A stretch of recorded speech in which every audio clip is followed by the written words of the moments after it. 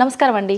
నమస్తే తల్లి. ఓం నమో వెంకటేశాయ. వెంకటాద్రి సంస్థానం బ్రహ్మాండే నాశకించిన వెంకటేశ సమోదేవో నా భూతో నా భవిష్యతి. ఇప్పుడు ఈ గ్రహాల మార్పుల వల్ల ఏవో రాబోతున్నాయని, మొన్న రీసెంట్గా బ్రహ్మంగారి ఇల్లు కూలింది అని, అంటే ఎక్కడ ఏ మూలన ఏం జరిగినా కూడా దాన్ని ప్రతి ఒక్కదానికి లింక్ చేసి దానివల్ల ఏదో దుష్ప్రభావాలు రాబోతున్నాయి, దీనివల్ల ఇబ్బందులు పడబోతున్నారని చెప్తున్నారు. మరి ఈ 2026 మనమైతే ఉగాది నుంచి చూసుకుంటాం, కానీ ఆంగ్ల నూతన సంవత్సరం రాబోతోంది. దీని ద్వారా మనకు ఉగాది వరకు ఈ మధ్య కాలంలో ఎలా ఉండబోతోంది, గ్రహాలు రాశుల పరంగా చూసుకుంటే, పంచభూతాల పరంగా చూసుకుంటే, తర్వాత మనకి సంవత్సరం మారిన తర్వాత ఎలా ఉండబోతోంది. 20 నిమిషాలు ఆడుకుందామనే ప్రయత్నం చేసిన నీకు ఇప్పుడు చిన్న ఫినిషింగ్ టచ్ ఇస్తా. అసలు నువ్వు జనవరి 1కు ముందు నా దగ్గరికి ఇంటర్వ్యూకి ఎందుకు వచ్చినావు? ఎందుకు రావు? ఉగాది కదా నువ్వు రావాలి. ఉగాదిది సపరేట్, అప్పుడు కొత్త పంచాంగం దృష్ట్యా ఇది సపరేట్. క్వశ్చన్ లేదు. ఎందుకని? తప్పు. దీనికి ఆన్సర్ చెప్పినాకనే ముందరకు పోవాలి మనం. ఉగాది 2026 మార్చి 19 నాడు శ్రీ పరాభవన సంవత్సరం వస్తుంది. దానికి కదా మనం పంచాంగం తీసుకోవాలి. నేను ఎందుకు ముందుగా వచ్చానంటే నేను దానికి ఆన్సర్ చెప్తా. మీరు ఎట్లాగో బిజీ పూజల్లో, మళ్ళీ నాకు అవకాశం దొరుకుతుందో లేదో తెలియదు. కాదు కాంపిటీషన్ జీవితములో నిన్ను నువ్వు నిలబెట్టుకోవడానికి కొత్తదనాన్ని ఎంచుకొని నిన్ను నమ్ముకున్నటువంటి ఓనర్కు నీ పూర్తి కర్త కర్మ క్రియ నీ రిజల్ట్ను ఇవ్వడానికి నువ్వు చేస్తున్నటువంటి ఒక ప్రయత్నం, నిన్ను నువ్వు జనాల్లో కొత్తగా ప్రొజెక్ట్ చేసుకోవడానికి చేస్తున్నటువంటి ప్రయత్నం. అదే ప్రయత్నం వేణుస్వామి చేసిండు కామాఖ్య విషయం. అమ్మా ఇట్లొచ్చారా? అర్థమైందా? కాబట్టి జనాల్లో కొత్తదానంలో కొత్తగా వస్తే నువ్వు గదే యాంకరింగ్ నేర్చుకున్నావు, గాయన గదే అడ్వకేట్ చదువుకుండు, గా టీవీ ఛానల్ గదే చేసింది. మరి గా టీవీ ఛానల్ ఏమో ప్రైమ్ టైమ్ స్లాట్ 2 లక్షలు ఎట్లా పోతుంది? పనికి వాళ్ళ చిన్న ఛానల్ 2000 ఎందుకు పోతుంది అంటే, వాళ్ళు కష్టపడడానికి వాళ్ళు చేసిన స్టింగ్ ఆపరేషన్లు కావచ్చు, వాళ్ళు జీవితాన్ని నాశనం చేసిన విధానం కావచ్చు, వాళ్ళకి ఆ పేరు వచ్చింది. సో అట్లనే వేణుస్వామి కష్టపడి ఈ స్థాయికి రావడానికి వేణుస్వామికి అంటూ ఒక బ్రాండ్ ఉన్నది. సో రెండవది, ఇదే సంవత్సరం ఇదే ఛానల్లో 2025 శివ అనే ఒక యాంకర్ కు నేను ఇంటర్వ్యూ ఇచ్చిన. అందులో చాలా విషయాలు చెప్పిన. ఏమేం చెప్పినా, ఈ సంవత్సరము రైలు ప్రమాదాలు ఎక్కువ అని చెప్పిన, విమాన ప్రమాదాలు ఎక్కువ అని చెప్పిన. చెప్పంగా వెనకకించి వచ్చి వీడికి పని పాట లేదు, వీడు పొద్దుగా లేస్తే ఇటువే మాట్లాడతాడు అని తిట్టిరు నన్ను. మరి అయినప్పుడు ఒక్కడన్నా పెట్టడేంద్రా? పెట్టాలే కదా. ఎందుకు పెట్టారు అంటే, చివరికి జ్యోతిష్యం చెప్పుకునే స్వేచ్ఛ కూడా మా బొందకు లేకుండా చేసిరు. జ్యోతిష్యంలో అరే ఇప్పుడు నా సొంత కవిత్వం కాదు, ఎవరిని అడిగినా చెప్తారు. ఈ సంవత్సరం గురువు అధిపతి కమాండర్ కేతువు అన్ని క్లియర్గా ఉన్నాయి. కేతువు అంటే మోక్షకారకుడు, భక్తికారకుడు. ఈ సంవత్సరం 2026లో ఎక్కడైతే జనాలు గుమిగూడు ఉంటారో అక్కడ ప్రాబ్లమ్స్ వస్తాయి. అది రేపు జరగబోయేటువంటి పుష్కరాలు కావచ్చు, రేపు జరగబోయే సమ్మక్క సారక్క పండగ కావచ్చు, లేకపోతే దేవాలయాల్లో ముక్కోటి ఏకాదశి కావచ్చు, ఎక్కడైతే భక్తి భావం ఉంటుందో అక్కడ చాలా పెద్ద పెను ప్రమాదాలు సంచలనాలు జరుగుతాయని శాస్త్రం చెప్తుంది. శాస్త్రం చెప్పినప్పుడు ఆ శాస్త్రాన్ని వేణుస్వామి చెప్తున్నాడు. దీన్ని కూడా తప్పు తీసుకుపోయి వేణుస్వామి ఏలినాడు శని నడుస్తుంది మేషరాశికి, మేషరాశి బాగుండదు అని చెప్పాలి కానీ మేషరాశి సూపర్ స్టార్లు అవుతారని నేనెందుకు చెప్తా అంటే, అక్కడ చూసిన వేణుస్వామి మన ఒక ఆమె నేను మీనరాశి బాగాలేదంటే మీనరాశికి బాగాలేదని చెప్తున్నా వేణుస్వామి ఎక్కడ ఎప్పుడు వేణుస్వామి అని ఇట్లా ఊతుంది, ఇట్లనే ఊతుంది ఆమె, ఇట్లనే అంటుంది వేణుస్వామి చెప్పిండు అని తిట్టింది. నువ్వు నమ్మవమ్మా, ఆమె అమెరికా నుండి పంచుప్రభాకర్ అని ఒక ఆయన ఉంటాడు, ఆయన తిట్టిండమ్మా ఆ బూతులు భగవంతా నేనైతే తెల్లారి చచ్చిపోతుండే అంటే వాళ్ళిద్దరికి ఫైటింగ్ జరిగి. గదే మీనరాశి అని చెప్తున్నా నేను, ఆమె మీనరాశి అంట, గదే మీనరాశి అంటున్నాను. అంటే నేను చెప్పేది అదే. నేను చెప్పేది ఫస్ట్ శనీశ్వరుడు కాదు, శనేశ్వరుడు. సో కలియుగంలో ఇవన్నీ సమస్యలు చాలా తీవ్రంగా ఉంటాయి. భార్యాభర్త కారులో పోతే పక్కింటోడు ఏడిస్తొస్తాడు, మంచి కారు కొనుక్కుంటే ఏడిస్తొస్తాడు, ఒక పిల్లగాడు మంచి ఉత్తీర్ణత శాతంలో పాస్ అయితే ఏడిస్తొస్తారు, మంచి ఉద్యోగం వస్తే ఏడిస్తొస్తారు, ఒక పొలిటికల్ బాగుంటే చస్తాడు, ఒక యాంకర్కు డబ్బులు వస్తే చస్తాడు. సో ప్రతి దగ్గర ఏడుపు ఏడుపు ఏడుపు జలసు అనేటువంటిది రాజ్యమేలుతున్నటువంటి సందర్భంలో తెలుగు రాష్ట్రాలలో అది పీక్ స్థాయిలో ఉండేటువంటి పరిస్థితులలో నిజాలు చెప్పి జనాలని భయానికి దూరంగా ఉంచాల్సినటువంటి బాధ్యత నాది, జరగబోయే నష్టం నుండి కాపాడాల్సినటువంటి బాధ్యత నాది అని ఇంతమంది రాళ్ళేసినా, ఇంత చెండాల పనులు చేసినా, వ్యక్తిగతంగా నన్ను విమర్శలు చేసినా నేను ఎవరిని వ్యక్తిగతంగా విమర్శించడం లేదు. ఎందుకంటే ప్రతి ఒక్కడి ముడి కింద ఖచ్చితంగా సమస్యలు ఉంటాయి. ఈ శుద్ధపూస ఎవడూ కాదు. నాకంటూ నెల రోజులు పక్కకు తీస్తే ఒక్కొక్కటి జాతకాలు చెప్పగలుగుతా అందరివి. నేను వాటి జోలికి బోదలుచుకోవట్లేదు. శాస్త్రం ఏం చెప్పిందో శాస్త్ర ప్రామాణికంగా నేను జనాలకు తెలియజేయాలని కోరుకుంటున్నా. సో లాస్ట్ ఇయర్ ఎట్లా జరుగుతుందో 2025లో అనుభవించిన కష్టం కంటే 2026 ఎక్కువ, 2026 కంటే 27 ఎక్కువ, 27 కంటే 28 ఎక్కువ. 2025 నుండి 28 వరకు సమాజంలో ప్రకృతిలో జరిగే సంఘటనల తీవ్రత చాలా ఎక్కువగా ఉండబోతా ఉంది. ప్రకృతి పరంగా, సామాజికంగా, అగ్ని ప్రమాదాల పరంగా, వాహన ప్రయాణాల ప్రమాదం, చాలా రకాల సమస్యలు ఈ సంవత్సరం ఉండబోతున్నాయి.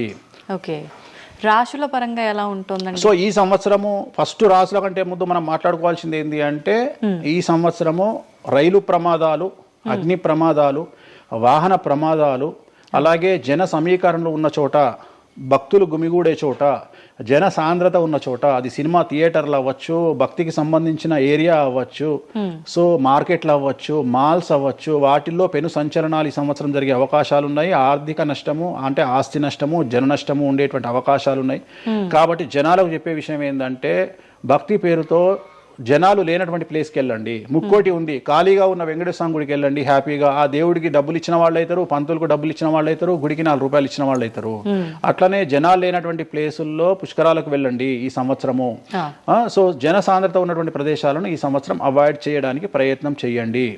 సో టూర్లు మ్యాక్సిమం అవాయిడ్ చేయండి. ఈ సంవత్సరము లోయ ప్రాంతాలలో, కొండ ప్రాంతాలలో, నదీ పరివాహక ప్రాంతాలలో పెను సంచలనాలు నమోదయ్యే అవకాశం ఉంది. టూరిస్టు ప్రాంతాలలో కూడా ప్రాబ్లమ్స్ ఉంటాయి. ఈ సంవత్సరం భారతదేశంలో కొన్ని ప్రదేశాల్లో మత కల్లోలాలు రేగేటువంటి అవకాశం కనిపిస్తూ ఉంది, కర్ఫ్యూ విధించేటువంటి అవకాశం కనిపిస్తూ ఉంది. సో ఇవన్నీ కూడా ఈ సంవత్సరం చాలా తీవ్రంగా ఉండబోతా ఉన్నాయి. సో జాగ్రత్తలు వహిస్తే మంచిది. ఓకే, ఇప్పుడు అంటే ఇవి ఎవరికి, అంటే ఏదైనా గ్రహాల్లో మార్పులు ఉన్న వాళ్ళకా, లేదంటే అంటే ఇదంతా మనం ప్రకృతి పరంగా చెప్పాలి. ప్రకృతి పరంగా దాంట్లో ఎవరు ఉంటారు అంటే, చనిపోయే వాళ్ళని తీసుకుంటే ఆ బాధితులు ఎవరైతే ఉంటారో వాళ్ళ జాతకంలో ఏలినాటి శనో, షష్టమ స్థానంలో శనో, వ్యయ గురువో ఉంటాడు. ఓకే, సో మనం వాళ్ళే అని చెప్పలేం కదా, అక్కడికి పోయిన వాళ్ళల్లో వాళ్ళు ఉంటారు. ఓకే, ఎవడైతే నష్టజాతకుడు ఉంటాడో వాడికి ఆ ఇన్సిడెంట్ జరుగుతుంది. సో ఇది ఓవరాల్ గా సంవత్సర ప్రిడిక్షన్ అంటారు. ఓకే, సో రాబోతున్నటువంటి సంవత్సరం పేరు కూడా చాలా చాలా చాలా కాంట్రవర్షియల్ నేమ్, పరాభవనామ సంవత్సరము. పరాభవము అంటే ఓటమి, అవమానముతో కూడిన ఓటమి అని అర్థం. పరాభవము, దుర్యోధనుడికి మయసభలో జరిగినది పరాభవము. సో అలాంటి పరాభవము ఎవరికి జరుగుతుంది అంటే, ఎవరి జాతకంలోనైతే ఏలినాటి శని ఉందో, 6వ స్థానంలో శని ఉన్నాడో, 8వ స్థానంలో శని ఉన్నాడో, 12వ స్థానంలో గురువు ఉన్నాడో, వాళ్లకు ఈ సంవత్సరం సంచలనాలు ఉండబోతా ఉన్నాయి. అది మేషరాశి కావచ్చు, మీనరాశి కావచ్చు, సింహరాశి కావచ్చు. ఓకే, సో ఇలాంటి వారికి ఈ సంవత్సరం పెను సంచలనాలు ఉండేటువంటి అవకాశాలు ప్రస్ఫుటంగా కనిపిస్తూ ఉన్నాయి. సో ఇది ఓవరాల్ గా సంవత్సర ఫలితము. ఇక 12 రాశులకు సంబంధించి ముందుగా మేషరాశి కనుక తీసుకున్నట్లయితే, మేషరాశికి ఈ సంవత్సరము ఏలినాటి శని నడుస్తూ ఉంది. సో ఏలినాటి శని ఒక పక్క గురువు బాగాలేడు, ఒక పక్క రాహు బాగాలేడు, ఒక పక్క కేతు బాగాలేడు. సో ఇలాంటి సందర్భంలో పెను సంచలనాలకు కారణభూతమయ్యేటువంటి అవకాశం ఉంది. సో విద్యార్థులకు ఉత్తీర్ణత శాతం తగ్గుతుంది, కోరుకున్న ప్లేస్మెంట్స్ రావు, వీసా రిజెక్ట్ అయ్యే అవకాశం ఉంది. ఉద్యోగస్తులకు పై అధికారుల వల్ల సమస్యలు ఉంటాయి, ప్రమోషన్లు ఆగిపోతాయి. సో బదిలీలు చాలా దూరంగా బదిలీలు అయ్యే అవకాశం కనిపిస్తూ ఉంది. రాజకీయ నాయకులకు ఫెయిల్యూర్స్ కనిపిస్తూ ఉన్నాయి, ఉన్న పదవులు కోల్పోయే అవకాశం కనిపిస్తుంది, ఎన్నికలలో ఓటమి కనిపిస్తూ ఉంది. రైతులకు మొదటి పంట కంటే రెండవ పంట బాగుండే అవకాశం ఉంది. కళాకారులకు, క్రీడాకారులకు అవకాశాలు తగ్గిపోయి ఆదాయం తగ్గిపోయే అవకాశం ఉంది. స్త్రీలకు సంబంధించి భర్తల మధ్యన గొడవలు అయ్యే అవకాశం ఉంది. అలాగే వ్యాపారస్తులకు, బ్యూరోక్రాట్లకు ఈ సంవత్సరం ఏసీబీ, సిబిఐ, సిఐడి లాంటి కేసులు లేదా ఈడీ కేసులు కనిపిస్తూ ఉన్నాయి. ఈ సంవత్సరం ఓవరాల్గా మేషరాశి వాళ్ళని తీసుకుంటే న్యాయపరమైన ఇబ్బందులు, ఆర్థికపరమైన ఇబ్బందులు, ఆరోగ్యపరమైన ఇబ్బందులు, తండ్రికి సంబంధించిన అపమృత్యు గండము, అలాగే న్యాయపరమైన చిక్కులు, వాహన ప్రమాదాలు, భార్యాభర్తల మధ్యన గొడవలు, ఇవన్నీ మేషరాశి వారికి కనిపిస్తూ ఉన్నాయి. మరి ఏం చేసుకోవాలా అంటే, తిరునల్లా శనీశ్వర ఆలయంలో ప్రత్యేకమైన శని పూజ నిర్వహించుకోవడంతో పాటు నలుపు రంగు దుస్తులకు దూరంగా ఉండడము, నలుపు చెప్పులు, నలుపు వాహనాలకు దూరంగా ఉండడము, లెదర్ వస్తువులకు దూరంగా ఉండడము, నలుపు లెదర్ వస్తువులకు దూరంగా ఉండడం వల్ల సమస్యల నుండి గట్టెక్కుతారు. ఏడాదంతా వీటికి దూరంగా ఉండాలి. మరి తర్వాత నెక్స్ట్ వృషభ రాశి. సో వృషభ రాశి వారికి ఈ సంవత్సరం 100కు ఇంచుమించుగా 75% అనుకూలంగా ఉంది. రాహువు, కేతువు, గురువు, శని అనుకూలత కనిపిస్తూ ఉంది. చాలా బాగుండబోతా ఉంది. ఈ సంవత్సరం మే నుండి విపరీతమైన రాజయోగం పట్టబోతా ఉంది. చాలా అనుకూలంగా ఉంది. విద్యార్థులకు ఉత్తీర్ణత శాతం ఉంటుంది. స్త్రీలకు అనుకూలమైన ఫలితాలు ఉంటాయి. స్త్రీలకు మీ ఇంట్లో కమాండింగ్ అంతా మీదే ఉంటుంది. రాజకీయ నాయకులకు ఎన్నికలలో విజయాలు సాధిస్తారు. డబ్బులు ఎక్కువ ఖర్చైనా విజయాలు సాధిస్తారు. అలాగే రైతులకు 2 పంటల దిగుబడి రాబడి బాగుంటుంది, విద్యార్థులకు కోరుకున్న ప్రదేశాల్లో సీట్లు వస్తాయి, ఉత్తీర్ణత శాతం పెరుగుతుంది, అవివాహితులకు వివాహ యోగ సూచనలు కనిపిస్తున్నాయి, సంతానం లేని వారికి సంతాన యోగం కనిపిస్తూ ఉంది, వ్యాపారస్తులకు అన్ని రంగాల వ్యాపారస్తులకు అనుకూలమైన ఫలితాలు ఉండబోతా ఉన్నాయి, క్రీడాకారులకు కళాకారులకు అవకాశాలు ఆదాయము పెరుగుతాయి. ఓవరాల్గా ఈ సంవత్సరం పూర్తి స్థాయిలో మీకు ఎటువంటి సమస్యలు కనిపించడం లేదు, చాలా బాగుంది. కాబట్టి మీకు ఎటువంటి రెమెడీస్ అవసరం లేదు. వీలైతే సోమవారం నాడు శివాలయంలో రుద్రాభిషేకాన్ని నిర్వహించుకోండి. సో నెక్స్ట్ మిథున రాశి. ఈ సంవత్సరం ఏదైనా రాశి 100కు 110% అనుకూలంగా ఉంది అంటే మిథున రాశి. సో గురువు, రాహువు, కేతువు అన్ని గ్రహాలు అనుకూలంగా ఉన్నాయి. పట్టిందల్లా బంగారంగా ఉంటుంది. గురువు అతిచారం వల్ల మీ జాతకం చాలా బాగుండబోతా ఉంది. గత 10 సంవత్సరాల నుండి మీరు పడుతున్నటువంటి కష్టాలన్నీ తొలగిపోయే అవకాశాలు కనిపిస్తూ ఉన్నాయి. సో కొత్త స్పీడ్తో ముందుకు వెళ్ళండి, కొత్త ఆలోచనలు చేయండి, ఎంత గొప్పగా జీవితంలో ముందుకెళ్లాలో ప్లాన్ చేయండి, చాలా గొప్పగా ఆలోచించండి, చిన్నగా ఆలోచన చేయకండి. గురువు విపరీత రాజయోగాన్ని ఇవ్వబోతా ఉన్నాడు. దైవబలం మీకు అనుకూలంగా ఉంది, గురుబలం మీకు అనుకూలంగా ఉంది, శనిబలం మీకు అనుకూలంగా ఉంది. కాబట్టి కొత్త వ్యాపారాలు ప్రారంభించండి, విపరీతమైనటువంటి చాలా గొప్పగా కలలు కనండి, ఆ కళలను సాకారం చేసుకునే దిశగా ప్రయాణం చేయండి. విద్యార్థులకు అనుకూలంగా ఉంది, ఉద్యోగస్తులకు అనుకూలంగా ఉంది, వ్యాపారస్తులకు అనుకూలంగా ఉంది, రైతులకు 2 పంటలు అనుకూలంగా ఉంది. సో ప్రతి వాళ్ళు చెరువులు, తర్వాత చేపల చెరువులు, రొయ్యల చెరువులు పండించే వాళ్ళకు అనుకూలంగా ఉంది, పౌల్ట్రీ ఫామ్ వాళ్ళకు అనుకూలంగా ఉంది, రాజకీయ రంగం వారికి అనుకూలంగా ప్రజల్లో మంచి మార్పులు కనిపిస్తూ ఉన్నాయి. స్త్రీలకు మీదే కమాండింగ్గా ఉంటుంది, కుటుంబంలో మీరు ఏం చెప్తే అది జరిగేటువంటి అవకాశాలు కనిపిస్తూ ఉన్నాయి. సో మిథున రాశి వారికి పూర్తి స్థాయిలో అనుకూలంగా ఉంది. ఎటువంటి రెమెడీస్, ఎటువంటి పూజలు అవసరం లేదు. అద్భుతం అయితే వీళ్ళది. నెక్స్ట్ కర్కాటక రాశి. సో నెక్స్ట్ కర్కాటక రాశి. సో కర్కాటక రాశి వారికి కూడా ఇంచుమించు 90% అనుకూలంగా ఉంది. కాకపోతే ఇక్కడ ఉన్న సమస్య ఏంటి అంటే మే వరకు 2026 మే వరకు కొద్దిగా వీళ్ళకు గురువు 12వ ఇంట్లో ఉన్నాడు కాబట్టి కాళ్ళు చేతులు విరిగే అవకాశం ఉంది, దెబ్బలు తగిలించుకునే అవకాశం కనిపిస్తూ ఉంది. జాగ్రత్తగా ఉండండి. సాధ్యమైనంత వరకు లెమన్ ఎల్లో కలర్ దుస్తులు ధరించే ప్రయత్నం చేయండి. చాలా అనుకూలంగా ఉండబోతా ఉంది. రాజకీయ రంగంలో ఉండే వాళ్లకు విపరీతమైనటువంటి విజయాలు సిద్ధిస్తాయి. జనాల్లో అనుకూలమైన వాతావరణం ఉంటుంది. వ్యాపారస్తులకు విశేషించి అనుకూలంగా ఉంటుంది. విద్యార్థులకు అనుకూలంగా ఉంటుంది. అలాగే రైతులకు అనుకూలంగా ఉంటుంది. కళాకారులకు, క్రీడాకారులకు మరీ అనుకూలంగా ఉంటుంది. కాకపోతే ఓవరాల్గా కర్కాటక రాశి వారికి ఈ సంవత్సరం కొద్దిగా శత్రువుల యొక్క బెడద ఒక 10% కనిపిస్తూ ఉంది. కానీ శత్రువులను పట్టించుకోకండి. శని బలం వల్ల వాళ్ళు ఎంత ప్రయత్నాలు చేసినా, రాహు బలం వల్ల వాళ్ళు ఎంత ప్రయత్నాలు చేసినా మిమ్మల్ని ఎవరు ఏమీ చేయలేరు.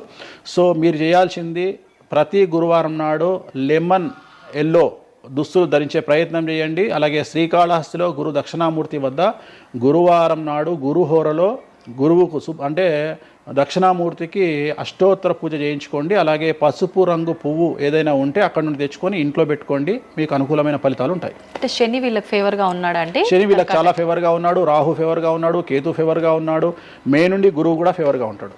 అది ఉన్న చిన్న ఇబ్బందులకు కూడా ఏమైనా దానాలు అలాంటివి అదే మనం చెప్పిన ఎందుకు గురువు లెమన్ ఎల్లో కలర్ గురువుకు దక్షిణామూర్తి సరిపోతుంది, ఇంకా అవసరం లేదు, దానాలు అవసరం లేదు. మరి తదుపరి రాశి. సో నెక్స్ట్ సింహరాశి. సింహరాశికి ఈ సంవత్సరం అష్టమ శని నడుస్తూ ఉంది. గురువు వ్యతిరేకమైన ఫలితాలు, రాహు కేతువు చాలా నెగిటివ్గా ఉన్నారు. సో ఇంచుమించుగా 4 గ్రహాలు వ్యతిరేకమైన దిశలో ఉన్నాయి. అష్టమ శని అంటే తల్లికి ఆరోగ్యపరమైన ఇబ్బందులు ఉంటాయి, మానసికమైన ఇబ్బందులు ఉంటాయి, శారీరకమైనటువంటి అనారోగ్య సమస్యలు ఉంటాయి, అలాగే ఆర్థికపరమైన ఇబ్బందులు, న్యాయపరమైన చికాకులు ఉంటాయి. జాగ్రత్తగా ఉండండి. నలుపు రంగు దుస్తులకు దూరంగా ఉండండి. విద్యార్థులకు సమస్యలు, ఉద్యోగస్తులకు సమస్యలు, వ్యాపారస్తులకు సమస్యలు, ఈడీ కేసులు, పోలీస్ కేసులు, బ్యూరోక్రాట్స్కు సిబిఐ కేసులు, రైతులకు పంటల దిగుబడిలో నష్టము, కళాకారులకు, క్రీడాకారులకు వాళ్ళ అవకాశాలను ఇతరులు దక్కించుకునేటువంటి అవకాశం కనిపిస్తూ ఉంది. స్త్రీలకు భార్యాభర్తల మధ్యన గొడవలు. సో ఓవరాల్గా సింహరాశి వారికి ఏ రంగంలో వారైనా సమస్యలు కనిపిస్తూ ఉన్నాయి. అష్టమ శని ప్రభావం కనిపిస్తూ ఉంది. కాబట్టి నలుపు రంగు దుస్తులకు దూరంగా ఉండండి. తిరునల్లార్ శనీశ్వర ఆలయంలో ప్రత్యేకమైన శని పూజను నిర్వహించుకోవడం ద్వారా సమస్యల నుండి గట్టెక్కుతారు. ఓకే. సో నెక్స్ట్ కన్యారాశి.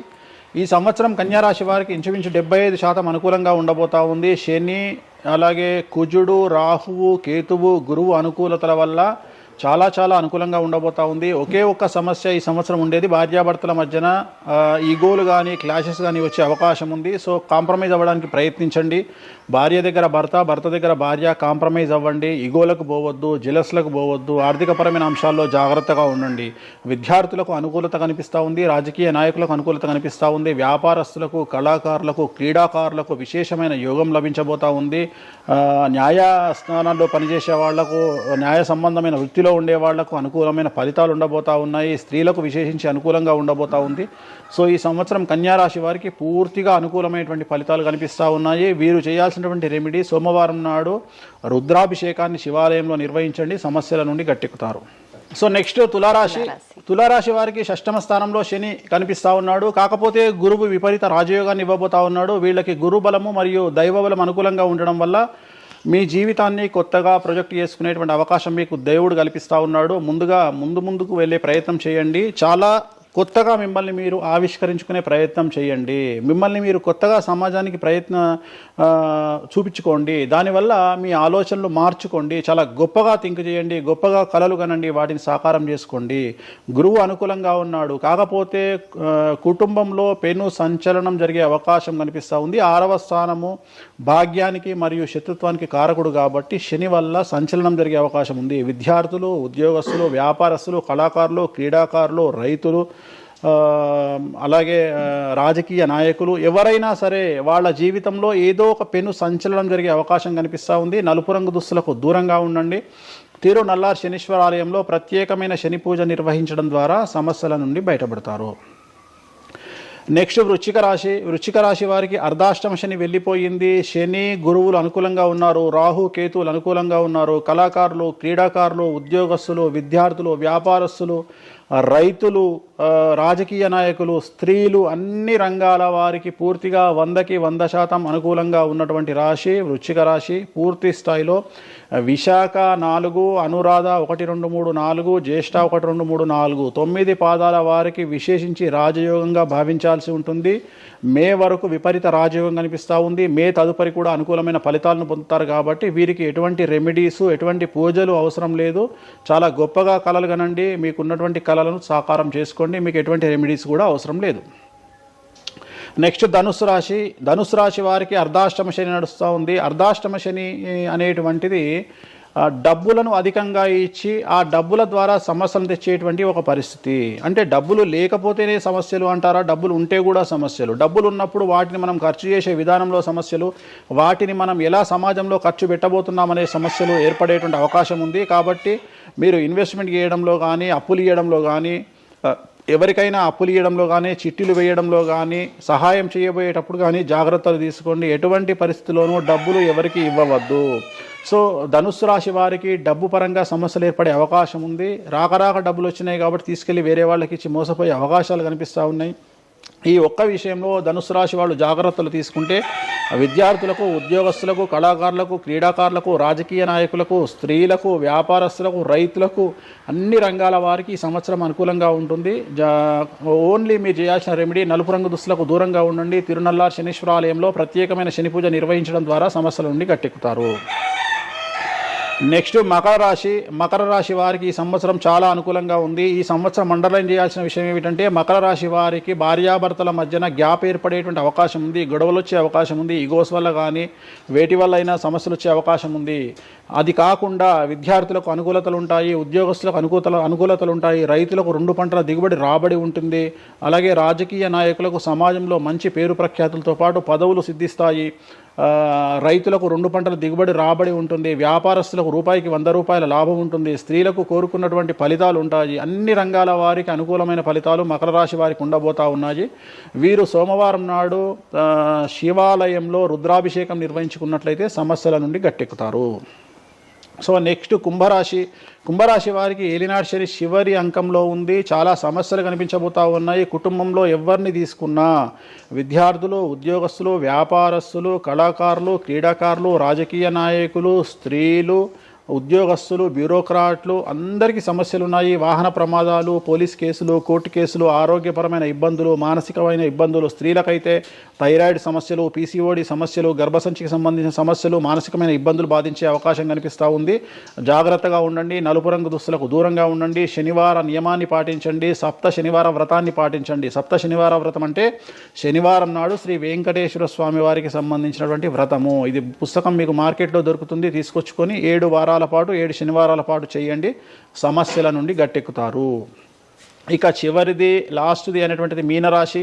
మీనరాశి వారికి ఈ సంవత్సరం జన్మశని నడుస్తూ ఉంది. జన్మశని చాలా డేంజరస్గా ఉండబోతూ ఉంది. ఏ రంగంలో ఉండే వారికైనా ఈ సంవత్సరం సమస్యలు తప్పవు. ఆర్థికంగా, సామాజికంగా, న్యాయపరంగా, ఆరోగ్యపరంగా, వాహన ప్రమాదాలు అవ్వచ్చు, ఆర్థికపరమైన నష్టాలు అవ్వచ్చు, పోలీస్ కేసులు అవ్వచ్చు, ఇంట్లో తల్లిదండ్రులు ఒకళ్లకు ప్రాణగండాలు అవ్వచ్చు, భార్యాభర్తల మధ్యన గొడవలు అవ్వచ్చు. మరీ ముఖ్యంగా ఈ సంవత్సరం మీనరాశి జాతకులు ఉండేటువంటి ఇళ్లలో మగవాళ్లకు సంపాదన లేకుండా ఖాళీగా ఉండడం వల్ల ఆడవాళ్ళు మాత్రమే సంపాదించి, ఆడవాళ్ల ఉద్యోగంతో డబ్బులు సంపాదించి, ఆడవాళ్ళ అంటే భార్యల మీదనో, ఆడవాళ్ళ కూతుళ్ళ మీదనో, తల్లి మీదనో బ్రతికేటువంటి పరిస్థితి మగవాళ్లకు ఉండే అవకాశం ఉంది. కాబట్టి ఈగోలను చంపుకోండి. సో ఆడవారి మీద బ్రతకడానికి సిద్ధపడండి, కష్టపడండి, మానసికంగా సంసిద్ధులుగా ఉండండి. అంటే అలాంటి ఒక కండిషన్ ఈ సంవత్సరం ఉండబోతా ఉంది. ఈ ఒక్క సంవత్సరాన్ని కనుక మీరు దాటగలిగితే మీ జీవితంలో మంచి మంచి మంచి పొజిషన్లకు వెళ్తారు. సో నలుపు రంగు దుస్తులకు దూరంగా ఉండండి, రాత్రిపూట ప్రయాణాలు చేయకండి, వాహన ప్రమాదాలు జరిగే అవకాశం కనిపిస్తూ ఉంది. జన సమూహం ఉన్నటువంటి ప్రాంతాలకు వెళ్ళకండి. సో జాగ్రత్తలు తీసుకోండి, నలుపు రంగు దుస్తులకు దూరంగా ఉండండి. తిరునల్లా శనీశ్వర ఆలయంలో ప్రత్యేకమైన శని పూజ నిర్వహించడం ద్వారా సమస్యల నుండి బయటపడతారు. ఇప్పుడు ఈ రాశి ఫలాల్ని ఈ మధ్యకాలంలో చాలా మంది ఫాలో అవుతున్నారండి. ఇది అక్షరం అంటే పేరులో మొదటి అక్షరాన్ని బట్టి ఫాలో అవ్వాలా, లేదంటే డేట్ ఆఫ్ బర్త్ బట్టి వచ్చే రాశిని ఫాలో అవ్వాలా? ఇది పేరులో దాని సంబంధం లేదు, డేట్ ఆఫ్ బర్త్ ప్రకారం చూసుకోవాలి. రెండోది ఇది గోచారం, గ్రహచారం వేరు, గోచారం వేరు. ఇది జస్ట్ గోచారం ప్రకారం ఎలాగైతే మనము సౌరమానం ప్రకారము మనం చూసుకుంటామో అలా ఇది ఓన్లీ చాంద్రమానం ప్రకారము మీ నక్షత్రం ప్రకారం చూసుకోవాల్సిందే. మళ్ళీ వ్యక్తిగతమైన జాతకం వేరు. అంటే ఒక 3-4 రాశులు మినహాయించి అన్ని రాశుల వారికి కొంచెం ఇబ్బందికర పరిస్థితులే ఉన్నాయి. దానికి మీరు చెప్పిన రెమెడీస్ చేసుకుంటే సరిపోతుంది.